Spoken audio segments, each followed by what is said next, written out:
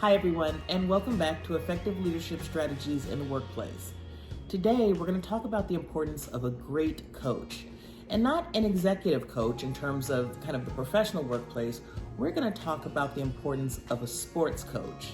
And then we're going to connect those things that make a coach great with those things that make a leader great in the workplace. The success of the team depends on the coach.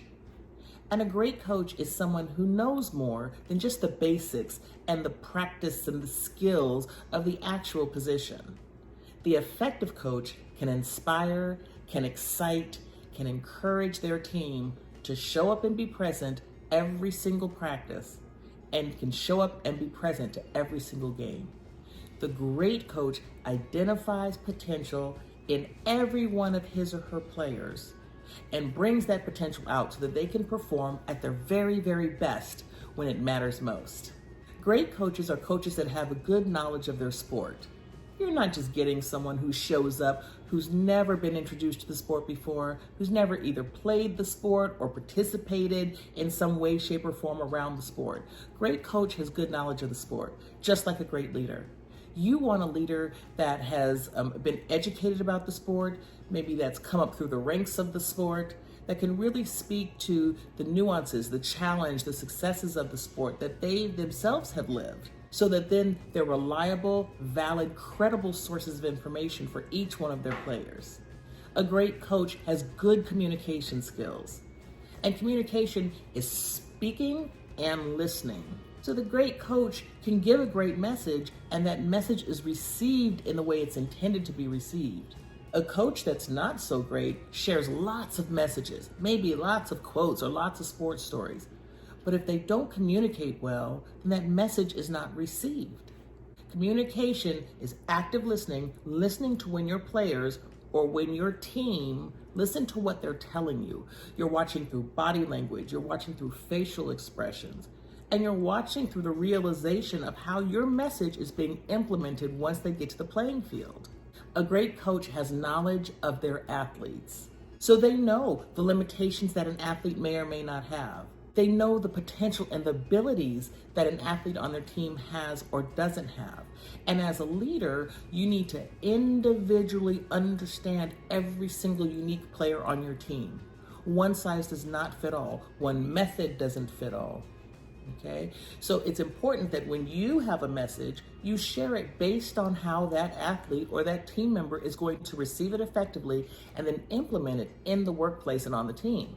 A great coach knows how to motivate their team, even when the chips are down. The coach is not browbeating the team. The coach is inspiring the team, uplifting the team, motivating the team so that they can perform to their truest and highest potential. That's the same way a leader needs to be able to motivate their team. Things are not always going to go to plan.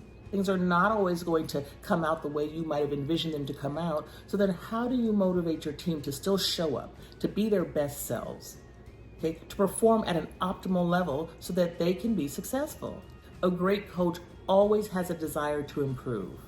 I remember when my children were playing sports, even if they were on a team that hadn't had a successful season, the coach would say, you know what, next season we're going to come back and we're going to try this. Learning is never done, and a great coach recognizes that.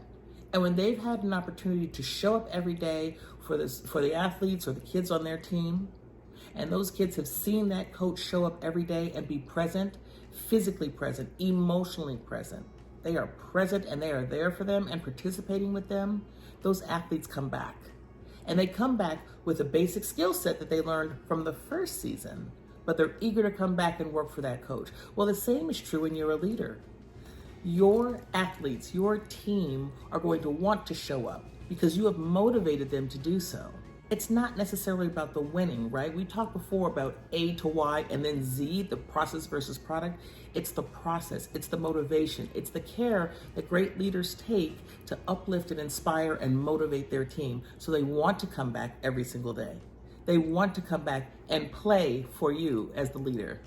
A great coach is committed, even on the toughest days. And I know when my children played sports, there were some tough days. You can hear the chatter when the kids are saying, oh my gosh, we're going to play this team and they have the best record and they're bigger and they're stronger. You can hear the chatter happening. But a great coach is committed to ensuring his children or her children put their best out on that field every single day. The same is true for a great leader. Even when something challenging happens at work, that leader shows up and is committed to helping their team be successful. The team success is the leader's success, not the other way around. Collaboration. Even when as a child you're playing a sport and the coach is an adult, they don't have to collaborate with you, right? But a great coach collaborates with the team. They ask them, how are we going to do this? What do we need to do to get to point B? How do we come together to beat this team? Or how do we come together to show up as our best selves? Well, a great leader does the same as well.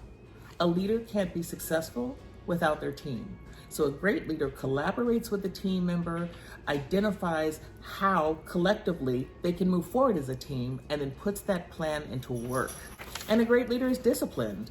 They exercise, they have systems in place, they have protocols that they follow every day. They warm up with their team members or their athletes every single day. Well, a great leader does the same thing. Most times, your employees don't just show up ready. You have to provide a great orientation or onboarding. You have to provide ongoing training for them, ongoing workshops and learning opportunities. You're exercising people's minds. You're getting that muscle memory strong so that employee shows up and ready for you. It's discipline, right? You're disciplined enough to follow the systems. You're disciplined enough to ensure your employees have all of the practice and preparation they need to be great players on your team. Remember, the job of every coach and leader is to guide, inspire, and empower the team to develop their maximum potential. The success of the team depends on a great coach. So thank you for joining me today as we talked about the importance of a coach. Remember, you are your team's coach. Think about those skills that we discussed and integrate those into your daily practices as the leader. I hope to see you next time, and don't forget to subscribe to this channel. Thanks so much, everyone. Bye-bye.